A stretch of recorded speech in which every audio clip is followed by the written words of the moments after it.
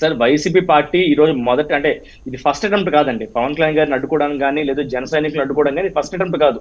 గతంలో కూడా మీరు చూశారు వైజాగ్ వచ్చిన ముఖ్యంగా వైజాగ్ ఎప్పుడు వచ్చినా కూడా పవన్ కళ్యాణ్ గారి మీద ఆంక్షలు ఉంటాయి, జనసేన నాయకుల మీద ఆంక్షలు ఉంటాయి. పవన్ కళ్యాణ్ గారు ముఖ్యంగా వైజాగ్ వచ్చినప్పుడు ఆ రోజు ఆయన హోటల్ గతికి పరిమితం చేశారు. మమ్మల్ని అందరినీ తీసుకెళ్లి అరెస్ట్ చేసి చెయ్యని తప్పుకి దాదాపు ఒక 7 రోజుల పైచిలకు మమ్మల్ని సెంట్రల్ జైల్లో కూర్చోబెట్టారు. అంటే జనసేన అన్న పవన్ కళ్యాణ్ గారు అన్న ఈ వైసీపీ పార్టీకి భయం.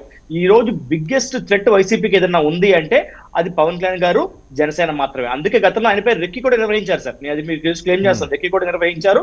అదే విధంగా ఇప్పుడు పవన్ కళ్యాణ్ గారు రోడ్ల మీద రానివ్వట్లేదు సార్. హెలీప్యాడ్ అనేసరికి గతంలో మీకు ఆ హెలీప్యాడ్ ఇచ్చినప్పుడు బేసిక్ నామ్స్ ప్రకారం ఇస్తారండి. ఆ ఇచ్చినప్పుడు గతంలో మీకు అక్కడ హెలీప్యాడ్ మీకు వెంకయ్యనాయుడు గారు లాంటి వ్యక్తులు కూడా ల్యాండ్ అయినప్పుడు అలాంటి హెలీప్యాడ్ లో మేము ఇవ్వము మీకు అవకాశం, హెలీప్యాడ్ ల్యాండ్ అవ్వకూడదు అన్నప్పుడు పవన్ కళ్యాణ్ గారిని కేవలం ఒక ప్రాంతానికి పరిమితం చేస్తే మరి అధ్యక్షుడు అనే వ్యక్తి ఎలా ప్రచారం చేస్తారు? గతంలో మీరు ఎలా అయితే నామినేషన్స్ కూడా వేయనివ్వలేదు, ఈసారి ప్రచారం కూడా అడ్డంకులు పెట్టి మమ్మల్ని మీరు 4 గోడలకు పరిమితం చేసి మేము యుద్ధానికి సిద్ధం అంటే మీరు ఎవరితో యుద్ధం చేస్తారు? ముందు ఒక అద్దం పెట్టుకుని మీతో మీరు యుద్ధం చేసుకుంటారా? అద్దం పెట్టుకుని సిద్ధం అంటారా? ఈ మాటలు ఎక్కడ సరిపోతాయి సార్? మాకు అర్థం కాదు. మాకు ఉన్న నామ్స్ ప్రకారం మేము ఒక హెలికాప్టర్ హైర్ చేసుకున్నాం, ప్రాపర్ హెలిప్యాడ్ పర్మిషన్స్ పెట్టుకున్నాం.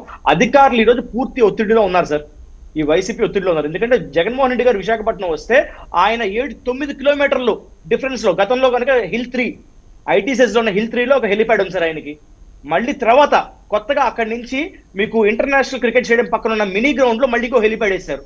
9 కిలోమీటర్ల రేంజ్ లో ఉన్న హెలిప్యాడ్ వాడకుండా మళ్ళీ కొత్త హెలిప్యాడ్ వేసుకున్నారు. వాళ్ళు కొన్ని లక్షల బిల్లు ఓటు చేసే ప్రజాధనాన్ని దుర్వినియోగం చేసి వాళ్ళకంటే ప్రభుత్వానికి నచ్చినట్టు వాళ్ళు హెలిప్యాడ్లు వేసుకుంటారు. మమ్మల్ని కొత్తగా హెలిప్యాడ్లు వేసుకునేవారు. కనీసం ఉన్న హెలిప్యాడ్లు కూడా వాడుకునేవ్వకపోతే మా హెలికాప్టర్లు ఎక్కడ ల్యాండ్ అవ్వాలని ప్రచారానికి ఎలా రావాలి సార్? అధ్యక్షుడు అన్న వ్యక్తి పవన్ కళ్యాణ్ గారి భుజం మీద ఈ రోజు 175 కాన్స్టిట్యున్సీల బరువు ఆయన భుజం మీద ఉంది సార్.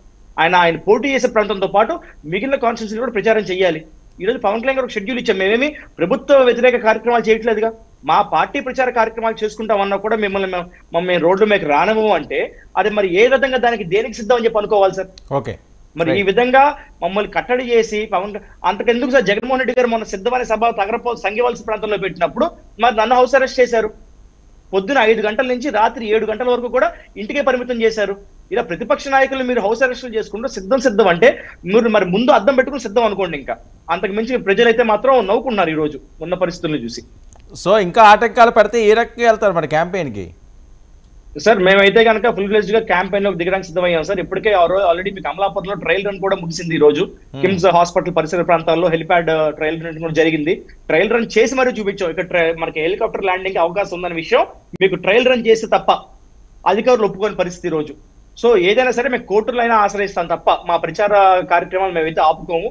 పవన్ కళ్యాణ్ గారు పూర్తి స్థాయిలో ఏదైతే మేము 1-2 రోజులు అటు ఇటు అయినప్పటికీ కూడా మా ప్రచార కార్యక్రమాలు ఫుల్ ఫ్లెడ్జ్డ్ గా మేము అనుకున్న షెడ్యూల్ ప్రకారం మేము చేసి తీరుతామని మీకు తెలియజేస్తున్నాం సార్. ఓకే, అది కోర్టును ఆశ్రయించైనా సరే. ఓకే, నారాయణమూర్తి గారు కూడా జాయిన్. నమస్కారం నారాయణమూర్తి గారు. నమస్కారం అండి సార్. ఆయన సొంత నియోజకవర్గానికి ఆయన హెలికాప్టర్ అద్దె తీసుకుండి ఆయన ప్రచారానికి వెళ్తే లేకపోతే వాళ్ళ కార్యకర్తలతో మాట్లాడతానంటే మీరు అడుగడుగున ఆటంకాలు సృష్టిస్తున్నారంట. పవన్ కళ్యాణ్ పేరెత్తితేనే మీరందరూ కూడా వణికిపోయే పరిస్థితి అట, భయం వేస్తుందట. మిమ్మల్ని ఓడించే సత్తా ఉన్న నాయకుడు ఆయన ఒక్కడే అని ఆయన ఏ రకంగా ఎక్కడికక్కడ అడ్డుకోవాలా అని చేసి కుట్రలో కుతంత్రాలు పన్నుతున్నారట. నిజమా? ఎక్కడ ఏ సొంత నియోజకవర్గం సార్? కర్నూలా? ఏది? భీమవరం అండి. ఆయన పోటీ చేసింది 2019 పోటీ చేసింది.